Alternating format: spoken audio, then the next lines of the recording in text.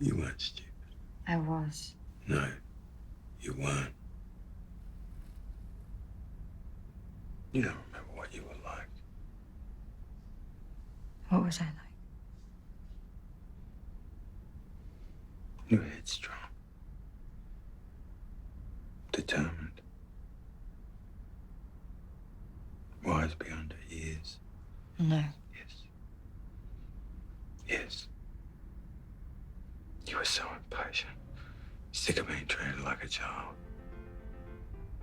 That's what children say. Hello, listening people. Hello. You're listening to Spin Polish Presents Pictures Powwow. I am one of your hosts, Ryan Swinsky. And I am Bartek, the other host. Bartek, pleasure to see you again.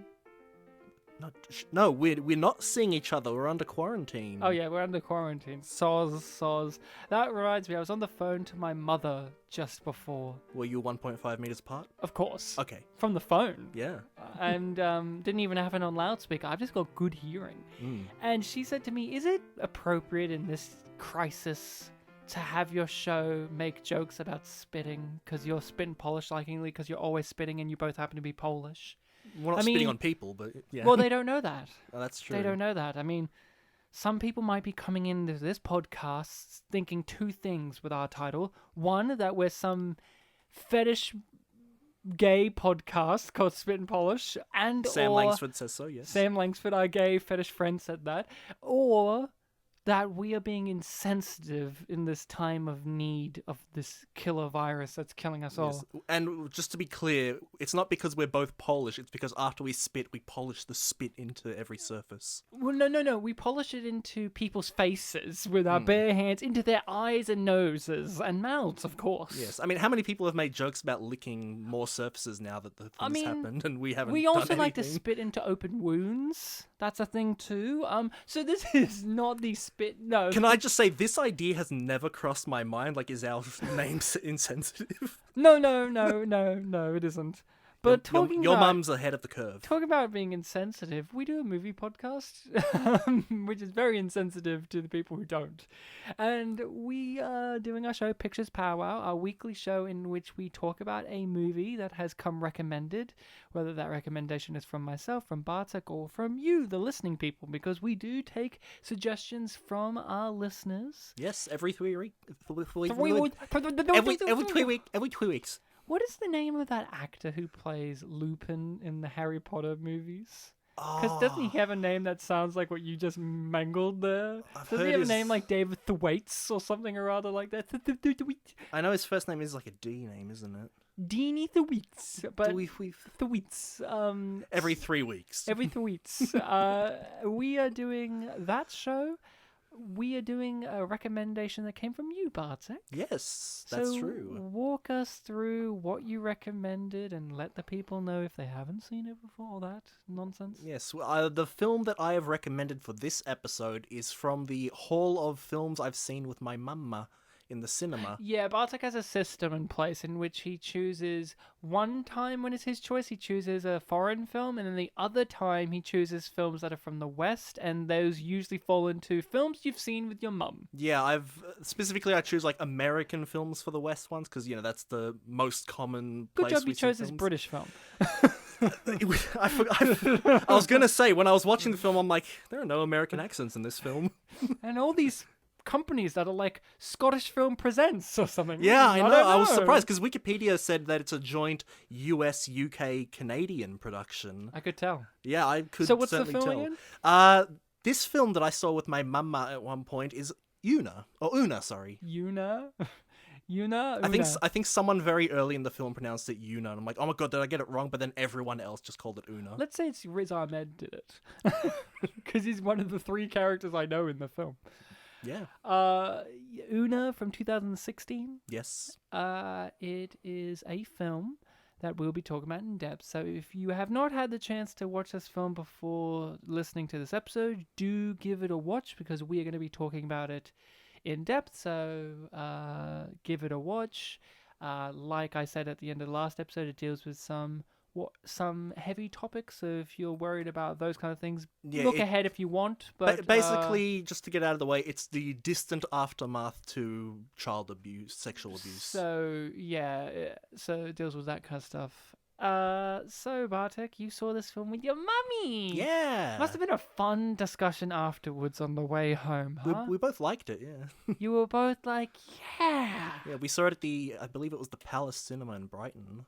Ooh. We don't go there very often. It was very It's nice. a bit of a distance for you. Yeah, well, she drove, so it's fine. Why did you go all the way there? Like, that's a bit of a distance, even for a drive. Not really for us. I think it was one of the only cinemas that was playing the film at the time. So we very occasionally went out of your way to see it. Yeah, I mean, most of the times when I see a film with my mum, it's my mum invites me, and I don't know the film, but I always say yes because I like seeing films. So I should have her as the co-host then, because she seems to know reasons as to why you saw films other than just I asked them to. So your mum went out of her way to find this and watch this. Do you know why? That's a good question. I'm curious about where she heard it from. Is she I'm asking you and knowing you won't have necessarily an answer, but I'm like, what is the go here? Like, is your mum a huge Ben Mendelsohn fan, a Rooney Mara fan? Because this isn't from a director or a writer that's I know that got a prolific work, they're first timers, or it's adapted from a stage show. She just somehow hears about films that aren't, super heavily promoted. And, a lot of them are foreign films, and sometimes she knows what cinemas are playing them, so occasionally, not very often, we end up going to, like, the Palace Cinema in Brighton or this cinema in Elstonwick, very close to the station. Nice. We haven't gone to both of them in a while, and even and overall... nor will you again. or very often, but every time we do go there, it's for something a little, that I haven't even heard of, usually. Nice. So, from what you said, it sounds like you enjoyed this the first time you saw it? Yes, I did. How was it this time round? Yeah, it was an interesting revisit. There are little things that I forgot, little nuances, because this is a film that I guess wants you to think about the issues it brings it up without like a surface level thing. Like, I know that every time I brought this film up to you, you always ask me, "Oh, that's the film where Ben Mendelsohn's a pedophile, right?" And I always think to myself, like, well, to just give a yes or no would be like doing a disservice to what the film discusses. So, having watched the film, I can say the answer is yes. By the way, yeah, but the film still tries to make you think about it, right? Yes. Yeah. But also, the film directly tells you. Yet again, I don't think did the film ever use the word pedophile? No. It always like teases like one of those. One of those. I'm not like that. Or I'm not like them. Yeah. Yeah. So you enjoyed it more or less this watching? I'd say about equal. About equal? Yeah. Okay. So I had not seen this film before. I had heard about it. Bartek told me. I think he specifically told me, knowing that it would pique my interest in some way because I'm a huge Ben Mendelsohn fan. I've always been very much like, hey, Ben Mendelsohn's a great actor. I love it's that one guy. of those films where I've seen that you haven't, but it has something that you typically like. So I'm like, oh, this has that. I'm a huge Ben fan. I've known... I don't want to sound hipster, but I liked Ben before he was in American films. Yeah, I'm that guy. I remember him from the days where he did things like Idiot Box and Cosy. And yeah, I remember... I've known Ben before he did Rogue One. I know that he's played rotten bastards before that, but yeah, he's one of those actors that I've always enjoyed. I mentioned in the Dark Knight Rises episode, it's always a pleasure to watch him flesh out his career and kind of climb the ladder of success, because he spent a lot of his time here in Australia and I guess England too, doing these kind of more smaller pieces. I guess this kind of falls into that. I have read, yeah, I think it is an independent film for sure. And he does a lot of characterful works. I mean, he plays certain types of characters. He does them very, very well. And now he does them on bigger scales with stuff like Star Wars. And although not a very good movie, the Robin Hood movie, it was like, oh, of course, you would get him to play the Sheriff of Nottingham and stuff like that. So I was very keen on seeing this movie because I heard the pitch of it, which is, this victim of sexual abuse at a young age confronts the guy many years later, and the guy's Ben Mendelsohn, and he's kind of moved on with his life, and he's making these excuses or making this rationale, and they're gonna butt heads, and I was very keen because I knew Ben would, I knew Ben would carry the material. Hmm. Because I've seen him in bad things, and he just carries the material.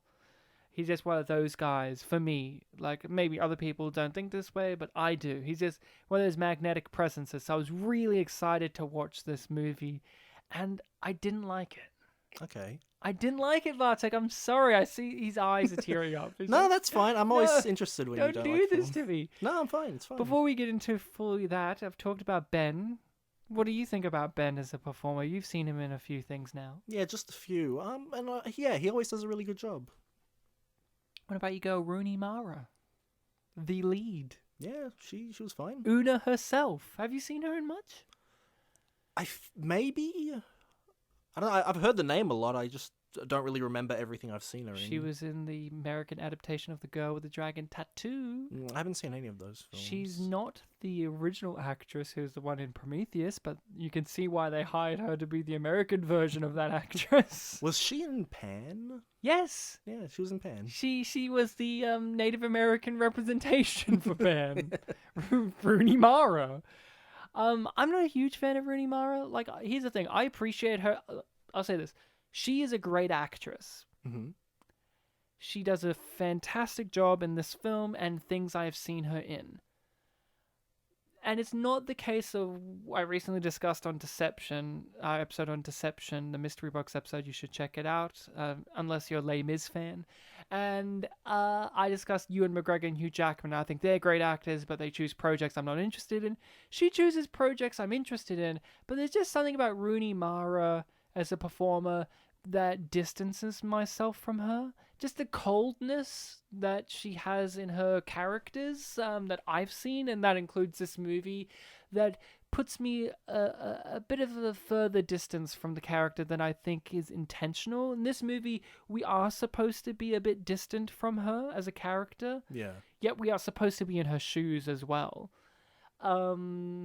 But I think sometimes that I've seen from her, there's just a little bit too much of a distance put there, and I don't know if it's her as a performer, or just the material that she is in. But there's just that to be said. I don't know. I haven't seen Carol, which is the one that everyone says you should go see, the one with Cate Blanchett and Rooney Mara, where they're lesbians in the 1950s. I want to say that one's apparently very good. I haven't had the chance to see that, so maybe that will change my mind. But I've only seen her in very limited things. But for this movie, she's giving it her all. She's crying, she's screaming, she's running in giant heels. I noticed that a lot. I was like, they're huge. They're huge heels because she's got to look at least like she's tall enough to stand next to Ben Mendelsohn.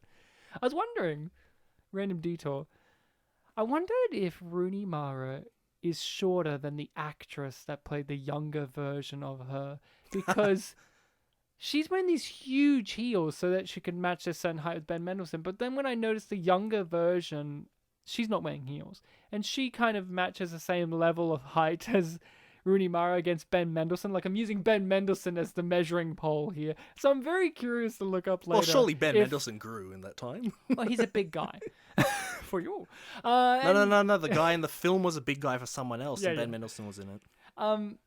Yeah, I was just curious. And I was wondering, like, is she wearing these huge heels so that it's not so obvious that Rooney Mara is so much shorter than the younger version of that the would character? be hilarious. Because the younger version, she did a great job. Mm-hmm.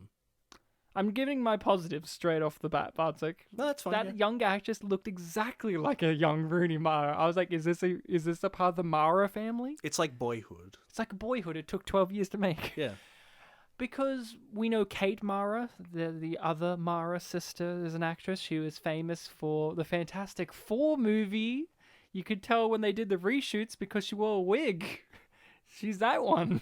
That's what I know Kate Mara for. Yeah, this movie has a lot of interesting ideas going for it. So tell me what you like about this movie.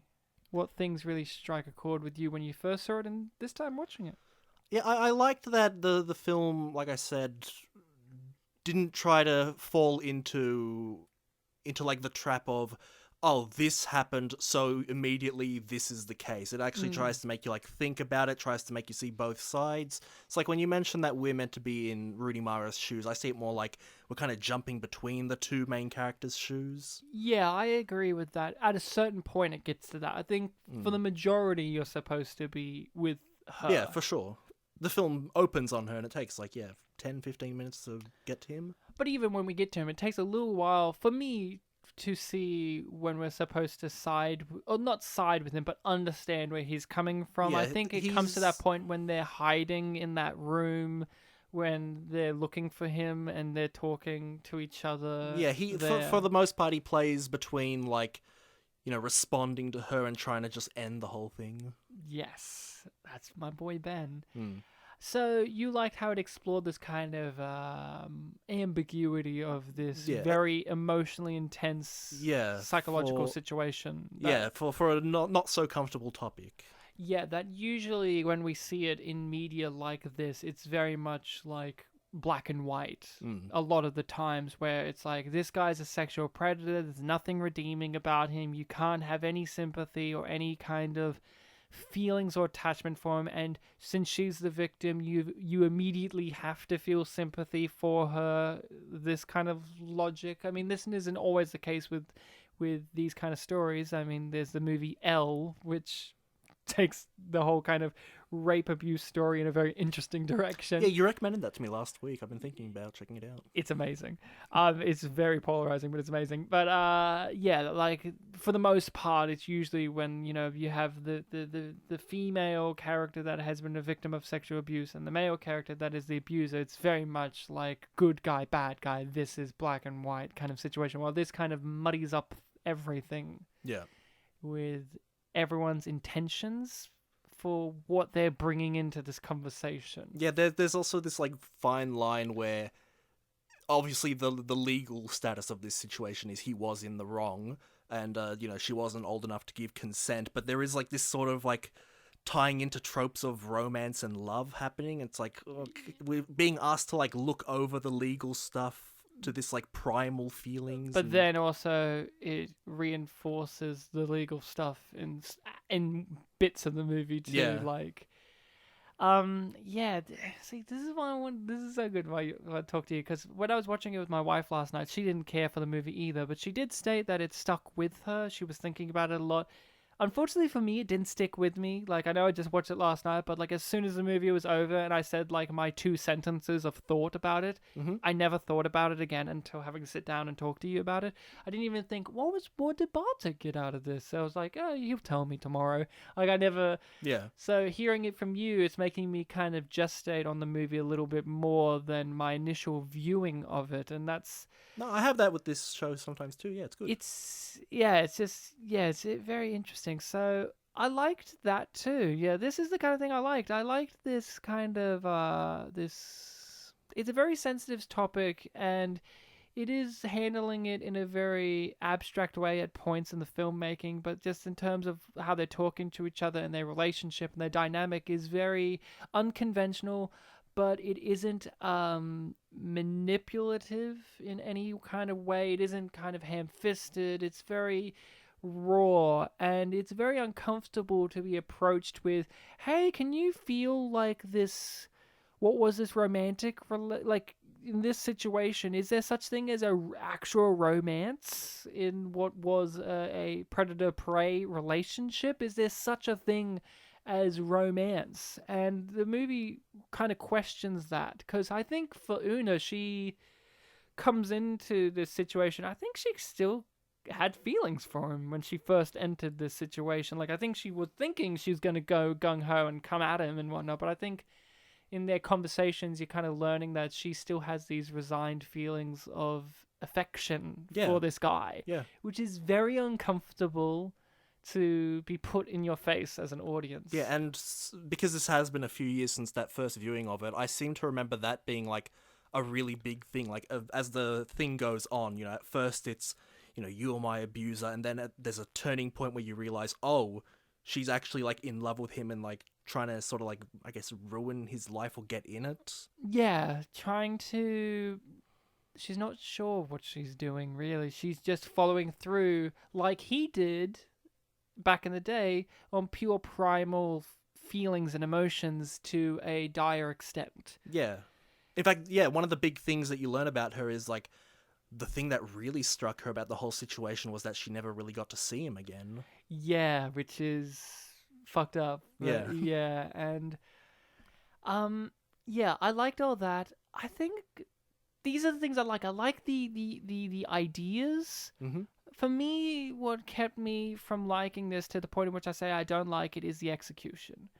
I think I did not care. Okay, so one, it feels like it's a play, Yeah. which is fine because You really get intimate with that, like, little office.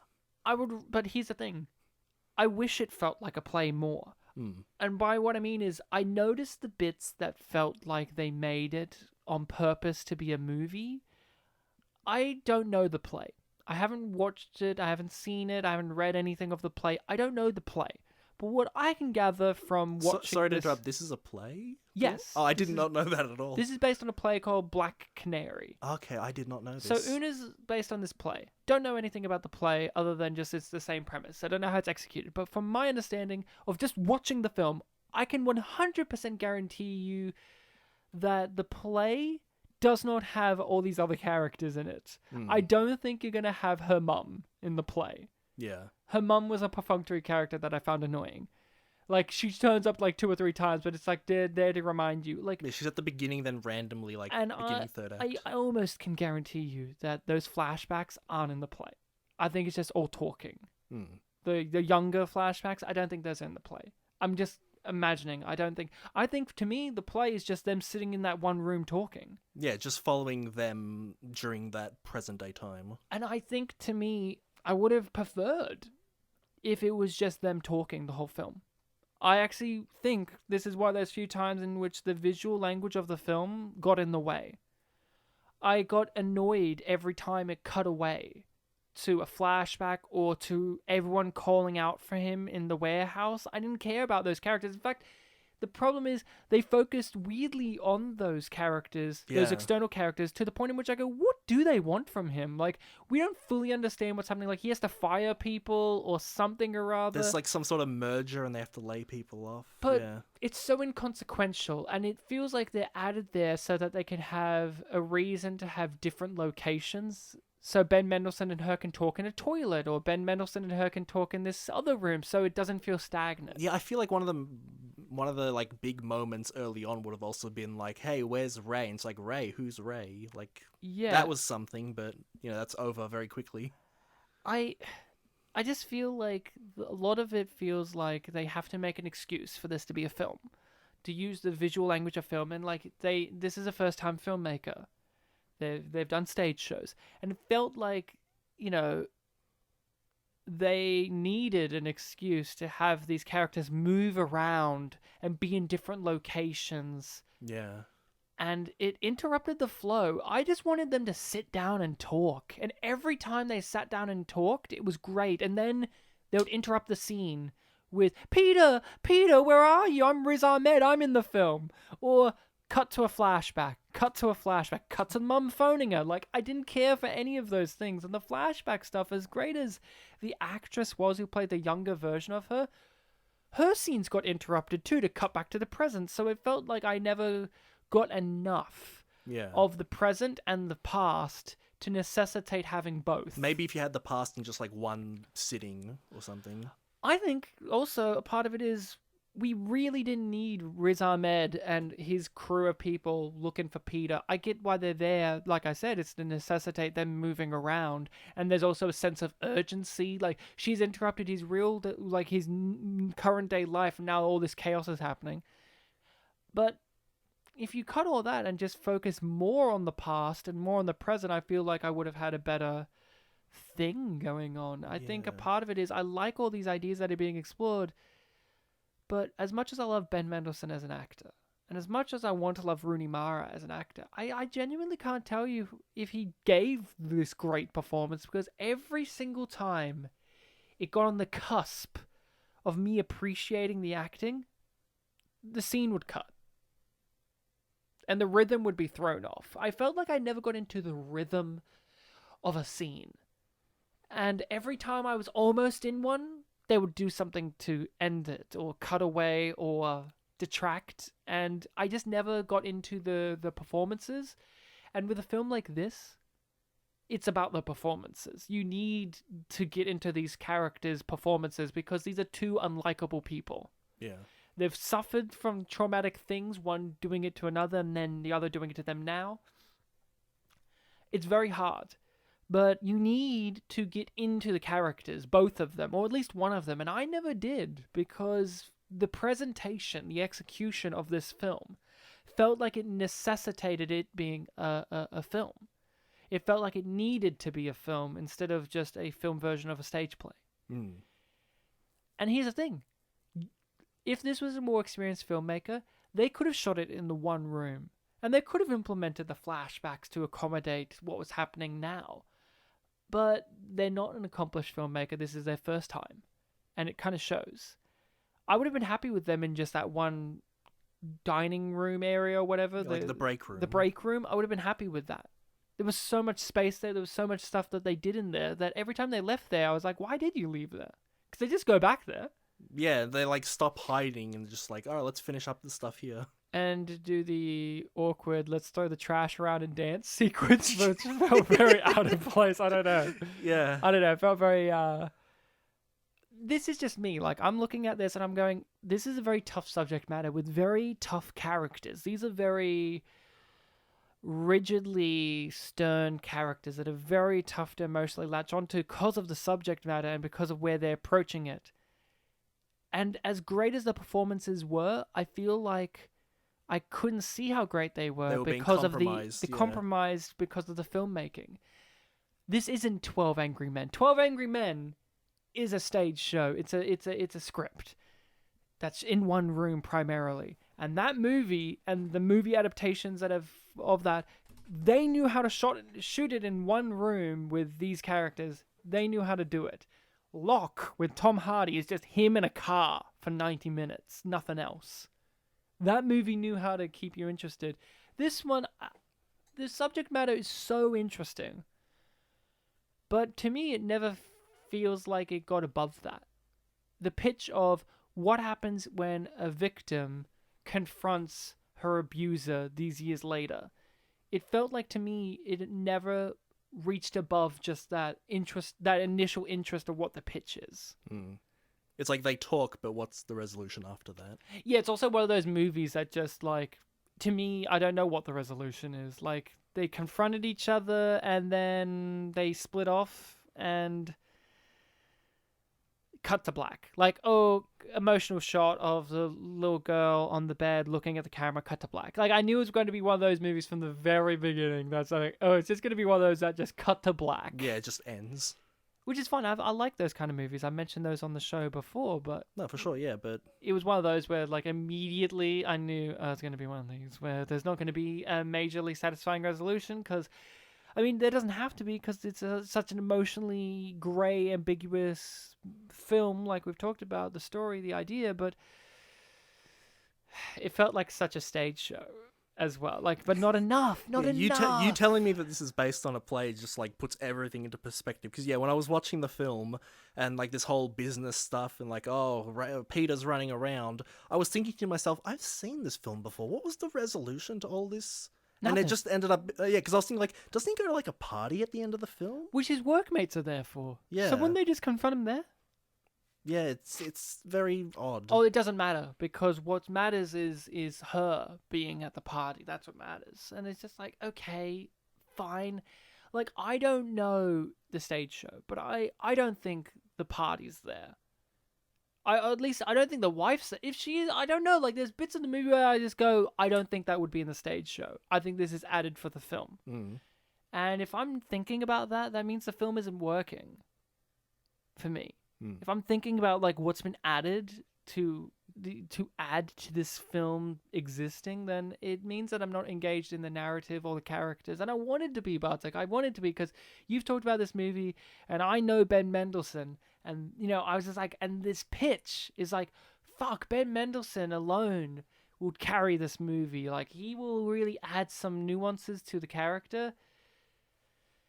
I don't know, he did as a performer, but like I said, it just keeps cutting away to shit that I'm not interested in, or angsty shit, like, or even when they're in scenes together, it will cut the conversation short because Rooney Mara needs to lean against a glass wall so that you can see the reflection of her, and like, ooh, that's a moody shot. There were so many times in the break room they would stop talking so that Rooney Mara can look at her reflection on the glass walls that they had in there. And I just looked at it and went, okay, yeah, you did a film, like, you know, arty student, like art student, film student, kind of like, yeah, we get it. How are you going to do that in the play? How are you going to do that in the play? Without a mirror. Without a mirror. Yeah, it was a little full of itself for me as well. Like, there was some lines of dialogue that felt very stage play. Yeah, there were some moments where it was like, okay, what mode is Rooney Mara going to react to what Ben Mendelsohn's saying now in? Is it going to be like, you know, I'm an abuser, or I still have feelings for you kind of thing? And we said this before, but the fact that they don't ever say the word that we remember, at least, pedophile or pedophilia, it, like, technically you don't have to say it, but it felt very odd that they didn't say it. Like, I felt like if you're going to on purposely not say it, there must be a very good reason. And I never felt that there was. And this is just a very specific point to make, but I don't know. It never felt like there was a thing there that there made wasn't... it so that... Because she was very open about everything, and so it never felt like there was that thing of it's such a traumatic event that she's withholding that one word. It's not like it's not like there's like a subtext of pedophilia. It's like very open. It's just they're not saying it. Yes, it's like when we did our episode of Twin Peaks, the Fire Walk with Me.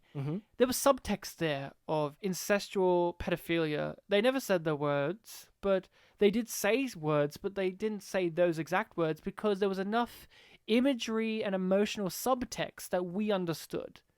I mentioned in that episode, like, how much the imagery of the ceiling fan and how that played into the sexual assault aspect, and they didn't say it outright. That worked. In this movie, it's all about that. It's all about that.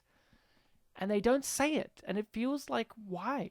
Why aren't you saying it? Which, again, you argue, you don't have to say it. And that's true, you don't have to say it. But it just feels like a writer. I'm going to use all these euphemisms for it. I'm going to say these other things and not actually say it. And to me, it just feels like, why aren't you? It just feels like you're like weirdly avoiding it, even though this is what it's about. Well, Ryan, they didn't use it in the play. Maybe. I don't know. It's an odd little film. I just didn't like it. It just didn't, like, stick with me emotionally. I think that's the thing. This is an emotional story, and I didn't feel any of the emotions. I didn't feel like... We talked about this interesting, like, ooh, did they love each other, or this romantic thing, or, like, is he actually a pedophile, like a serial predator? Because at the end, we get introduced to this idea that maybe he's doing it to another young girl of a similar age, and a similar look to what she was. And he's being a father figure to that girl. And it introduces this idea, and it's very uncomfortable, like, and he's very much like, no, I'm not doing that. I'd never do that. And we've already been introduced to the fact that he's openly lied in the movie already by saying that he's told the wife about his past. Yeah. When he hasn't. So it's like introducing this idea of, oh, he is. He is, at least to me. I don't know if that was something you thought about, but at the end, I just walked away with it going, yeah, he's a serial predator. Like, if he hasn't acted on it again, he will. I didn't question it. When he's doing the face touching to Rooney Mara, and he's like, you were the only one. It felt very much to me as no. Yeah, I remember when I initially watched it, I was leaning no, and like I went into this film thinking like, oh yeah, they really lean no, but there were a lot of little moments of like, well, if no, then what does this mean? What does this mean? I think he is a predator. I think he is. I think she's not the only one, and if she is, she won't be. I don't doubt that in my mind. I think the movie would like you to, but to me, I just don't. I didn't question it. I was like, yep, that seems right. Like, he's lied he's lied about these certain things already. He's changed his name. Like, all these things. Like, he's a shady, shady guy. And he's got this dynamic. And then, obviously, when they do almost have sex, Rooney Mara and Ben Mendelsohn, there's the big emotional gut punch of the movie. It's supposed to be of, she's like, am I too old for you? Can I just say, at that point, when I was watching the film and I was at that scene, my brother was at the other side of the house and he was like on the phone with someone, but simultaneously like watching videos at the same time as them. And like, they were very hyped up about these videos. So immediately after she said, am I too old for you? He just happened to shout out, yeah! And that was a moment that kind of took me out of the film. It was funny. For me, that am I too old for you moment, there's a mixture of things about it that just didn't work for me. One, it felt to me, and I understood, this is the thing, I understand why, but it felt like I didn't buy her wanting to have sex with him. It felt like, oh, we have to get to that point. Like, this is shocking, this is like obviously where we're going, but that moment, I didn't feel like they had conversed enough, they made a connection enough. And then him immediately being like, yeah, I'm down for this. I didn't buy it. Yeah. I understood the road was taken to go there, but I just didn't get on that road, evidently. Because I wasn't emotionally invested enough. And even then, like, it ends because he wasn't into it, so... Because she's too old. And the line, is it because I'm too old? It feels... on the nose. It's on the nose. Yeah. It's on the nose. There was a lot of on the nose stuff. Like, for instance, there was this one scene where Ben Mendelsohn's walking with his boss guy in the hallway, and the boss is talking about boss stuff, like, you do this and you'll get blah blah blah, and then Ben Mendelsohn's looking very traumatized because he's just left talking to her for the first time, and he's like, are you okay? And he's like, yeah. And then it cuts to like some flashback scene that really highlights what he's feeling right now, and I was just like, we don't need that. We just have Ben Mendelsohn act. Yeah. We know. We can just feel it from what he's feeling, from his face, from his body language. Yeah, you don't just walk... cut to a flashback. Yeah, you don't walk away from that and like in 1 minute you're feeling, calm. Unless you're a sociopath. And then that could be interesting, but he's not. Yeah. It's shit like that that just makes me go, come on, dude, I get it. Let me feel it. But the film didn't want me to feel it, and if it did, it wouldn't be really ham-fisted. Poor Riz Ahmed, huh? He got jack shit to do in this movie, huh? He got to nearly have sex, like full-on sex to completion with Rooney Mara. And then she got all traumatized because of flashback. And or she was lying and it was all a ploy. It was all a ploy. Yeah, I don't know. It was very convenient that he had clothes for her that fit in her size. That is true, yeah. It was very convenient. Did he say he had like a girlfriend or something? A girlfriend like until a week ago. Yeah, that's right. That's right. As if. She picked the right person. Yeah, I don't know. It just felt hollow to me. And I feel bad because this is dealing with a very emotional subject. And we talk about all these ambiguities and grayness of like predator-prey relationship. And did he love her? Did he not? Is he actually a predator? Is she in it for these reasons? And as interesting as all those things are, they're just interesting notions, but I don't think the film really hashed them out in a way that I find very thought-provoking or satisfying. Which is a bummer. I was really looking forward to this, and I was like, oh man, Bartek suggested one that he knows that I'm really interested in because I like my boy Ben and the interesting idea of it, but for me it just didn't click. No, well, that's fair enough.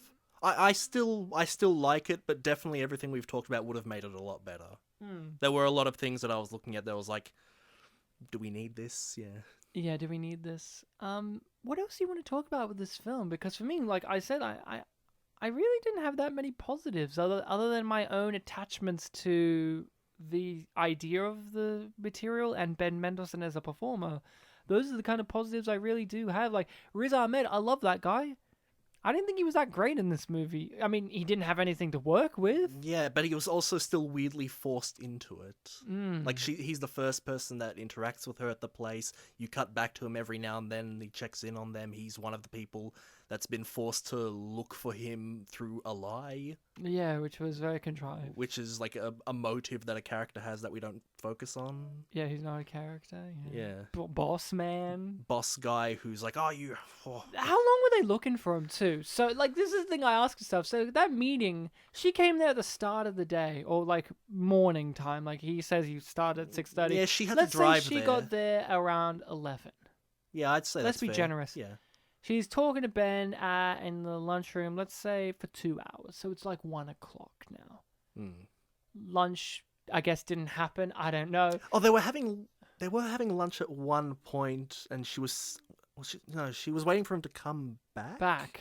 She ended up, yeah. And that's when Riz Ahmed came in. So he's in this meeting for around, let's say, lunchtime, and then the meeting happens, and then he's hiding, and then they close up. They were literally calling out for him what must have been 3 to 4 hours. Wouldn't there just come a point after half an hour you'd just stop? It's like, has he left? I mean, they could have checked for his car, but yeah, that does feel weird. Like, how much would you devote to that? Yeah, right? Yeah. It's very odd. Very odd. Anything else you want to talk about with this? Because I know you had more history and experience and attachment to this than myself, and I've just been railing against this. But I want to know if there's anything more you want to discuss, because unfortunately I just don't have enough positives in it to discuss. Oh, we've pretty much covered most of it. I did, like, whenever I've thought of the film, just my mind always goes to that break room, just like this really memorable area that we become very... not too much very intimate with, but we do remember it pretty well. And it takes a while to get there, and after you leave there, it's like, oh, this film really kind of feels like a different thing without this setting that we've gone to. Oh, you don't like the toilets set? The toilet stalls? Well, I mean, I think the whole factory area does have a sort of element to that. It's like, oh, this does feel like one big facility with all these places you could have scenes, but the break room was, I guess, yeah, the most familiar one. Oh, you didn't care for Riz Ahmed's apartment? Yeah, that was a very brief part of the film. You didn't care for Ben Mendelsohn's mansion that he lived at, where his wife... Oh yeah, you see the driveway at the end. Something, I don't know. Yeah. It was very weird. The house that that Rooney Mara grew up in, that was also something that I remembered, like the outdoor view of. Yeah, can we do... Okay, so you just reminded me. The film does us no favors when we meet Rooney Mara as an adult, because she's, like, in a club. Oh, yeah! And she gets, like... It was, like, techno music or something. Fucked aggressively against, like, a glass wall. And I'm just, like, a mirrored wall in a club. And then she goes back home and she showers. And it's like, okay, so we're getting to introduce this idea that she lives kind of like this detached life where she just... fills in the void of physical attachment with just random dudes. Yeah. But it's not like that is ever explored. Yeah, it's just like tying this idea of like, oh, sexually abused, like one of the symptoms is like sexual promiscuity or something. And it just felt like, okay. I completely forgot about that. It's because it was just there. Yeah. Like, that's what I mean. It's just like shit like that. Where I go, well, okay, like, is this serving to anything? No, not really. I think this film could have just really been two people talking in a room and it would have been fine. Like, no, for sure. I think it's all these extra bits that are like weird parts that you've put in a stew. Like, I'm enjoying this chicken stew. Yum, yum. Marshmallow? Why did you put that in there? I don't know. Okay. I like marshmallows, but yeah. Why is it in my chicken stew? Like, num, num, num. What's a Skittle? Come on, Bartek. What are you doing? Well, it was yellow. Exactly. And Rooney Mara with a nipple ring in one scene, but none of the others. Okay, whatever. Like, these are the things that I notice. And then the trivia likes to point out she has a nipple ring, and it's actually her nipple ring because she was the girl with the dragon tattoo. I'm like, yeah, but why did she only have it in that one scene? My brain is so annoyed because it's like, by the logic of the movie, this is all in the one day. So when did she take it out? These are things I question in my brain. Well, do you think the techno club fucking was one day as well? No. It's what she comes home for the techno club fucking in the morning and she has a shower. And then she gets ready and goes out to see Ben Mendelsohn. This is like one continuous motion. Yeah. The nightclub in the night, and then it transitions to the morning, and she's having a shower after that. She's got the nipple ring in the shower, and then she gets ready and goes to be Ben Mendelsohn, and then when she gets naked later in the movie, no nipple ring. These are the things I'm noticing instead of characters. Yeah. I mean, except for Riz. I mean, I noticed Riz Ahmed straight away. I'm like, hey, it's that guy from Four Lions. Great. And, of course, Nightcrawler. It's always weird to think of him as a British actor, because I think of him in Nightcrawler as Rick, was it? I'm pretty sure he was Rick. Something like that, yeah. Think of Rick. And he gives a little thumbs up. Love that guy. Very interesting dude. Yeah, I don't think of him as British either. And then this film's like, no, he is. And Four Lions, he's, British-made film, but... Have I seen... Is Four Lions the one where they're terrorists? Suicide bombers, I yeah. have seen that at some point. Very good film. I think that's it. Is Una done? I think so. Yeah. I think we covered all the main points, even at least. Yeah, I think that's it. I'm just thinking, is there any questions that you have about that the film brought up that you want to ask or explore or talk about? I'm just like, it feels weird to just be like, this movie, I didn't like it. And you're like, I thought it was alright, but that was it. I think it was good, but definitely there were a lot of things that could have made it better. Yeah. Oh, well, that's... We both have our opinions. We both have our different, interpretations. That film can get that out of you, listening people. It can get something out of you. There is potential here. There is potential. That's the thing. It definitely is a film that has potential, but whether it lives up to it or not is up to you. Yeah. So, Bartek, that's our discussion on Una. Mm-hmm. Uno numero. This is our April Fool's episode. We actually loved it. Fuck you.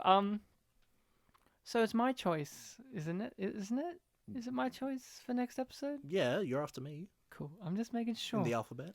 Oh, cool. But listening people is between, so that doesn't work.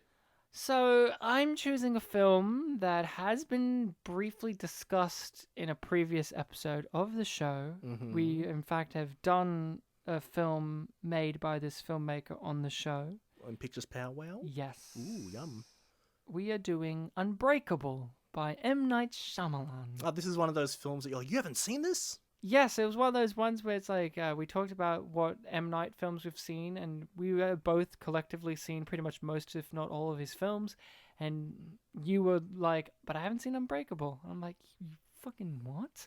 And when I was explaining Unbreakable, you were like, wait, what? And I'm like, I can't talk about it. We'll do it on the pod. I've already forgotten what it's about, so there we go. Well, it was more that you were confused that there's that Split and Glass part of a trilogy with Unbreakable. And I'm like, yep, it's a thing. It's a thing. No, there was something like that.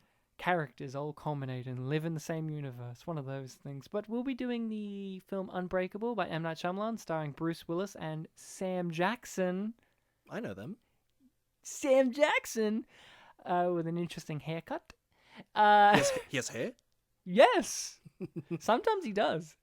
On his lips. On his lips and on his hips. And his chin. Sometimes. So we'll be doing that next episode.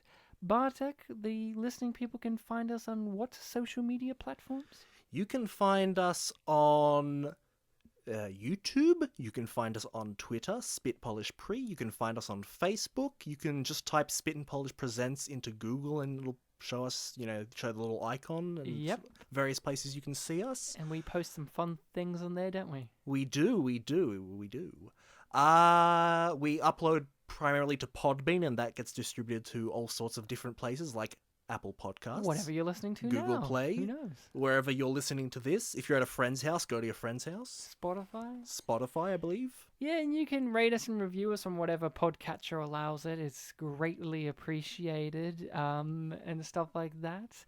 Yeah, we're just chugging along. You have an email, spitandpolished@gmail.com. You can email us through with your queries, your own points of view on films that we've discussed, suggestions for movies. As I mentioned at the start of the episode, we do listening people's suggestions. Yep, all the ones that we find, we put on the list. Yep. We promise, we haven't missed any. We haven't missed a singular one. They're all there. We haven't missed a singular one that we've seen, at least. Yes. If you go to the corner of the internet on some obscure forum and it's like, I want Spin Polish to do this, we might have missed that one. Yeah, we might have missed your MySpace page that said, could you please do a Pictures Powwow?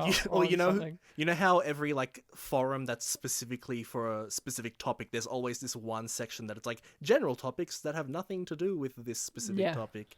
So we have that. And yep, so Unbreakable. So make sure, listening people, to check that movie out. Bartek is obviously going to be checking out for the first time. This will be my mini rewatch of it. It will be a Your fun, mini rewatch of it. It will be a fun, interesting discussion, hopefully. So, Bartek, any parting words of wisdom you want to leave? I suppose the only thing, and this is like more a housekeeping thing, is that from next episode onwards, there might be a sort of tonal shift in our dynamic, because we might we might for the first time ever be recording in different parts of the city. Due to everything going on, we will most likely be doing remote recordings. Why we haven't done it now is Australia is very slow to catch up.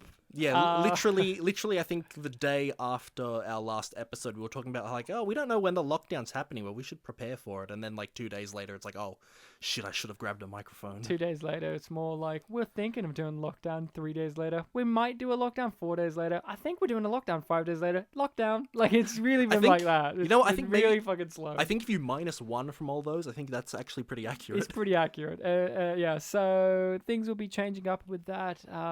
If we can get it working at all. We may be doing different things for the monthly show because the mystery box can't continue on. So we'll be figuring stuff out with that. But do check out our monthly show. We've been having fun. We did an episode on a film called Deception, and that's been gaining some traction. People have been saying things about it. Maybe you can join the conversation about how I fucked up and didn't mention that Hugh Jackman got Oscar nominated for Les Mis.